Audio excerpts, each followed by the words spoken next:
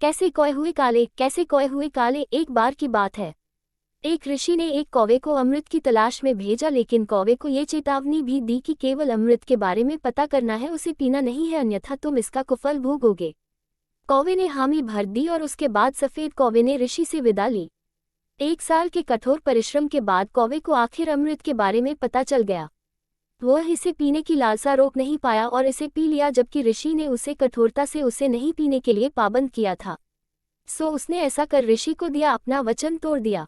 पीने के बाद उसे पछतावा हुआ और उसने वापस आकर ऋषि को पूरी बात बताई, तो ऋषि ये सुनते ही आवेश में आ गए और कौवे को शाप दे दिया और कहा, क्योंकि तुमने अपनी अपवित्र चोंच से अमृत की पवित्रता को नष्ट किया है, इसलिए आज के बाद पूरी मानव जाति तुमसे घृणा करेगी और सारे पंछियों में केवल तुम होंगे जो सबसे नफरत भरी नजरों से देखे जाएंगे।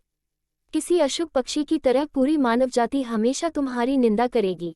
और चूंकि अमृत का पान किया है, इसलिए तुम्हारी स्वाभाविक मृत्यु नहीं होगी, कोई बीमारी भी नहीं होगी और तुम्हें वृद्धावस्था भी नहीं आएगी। भाद्रपद के महीने के 16 दिन तुम्हें पितरों का प्रतीक मानकर आदर दिया जाएगा। तुम्हारी मृत्यु आकस्मिक रूप से ही होगी। इतना कहकर ऋषि ने अपने कमंडल के काले पानी में उसे डुबो दिया।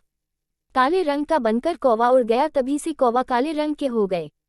हालांकि ये कहानियां लोककथाओं के रूप में प्रचलित है, लेकिन फिर भी मैंने अक्सर कई लेखों और मान्यताओं में किसी एक के किए कर्मों की सजा उसकी पूरी जाति को भुगतनी पड़ी हो ऐसा देखा है। लेकिन मेरे विचार ये केवल काल्पनिक लेख ही होंगे, क्योंकि आधुनिक युग की परिभाषा में जहाँ लोग तर्क करने की क्षमता रखते हैं, किसी भी धारणा का अंधा अनुकरण करने से पहले ये सब पहले के जमाने में लोगों को कुछ शिक्षाओं को उनके मानसिक स्तर पर समझाने का ये प्रयास ही रहा होगा, ऐसा हम मान सकते हैं।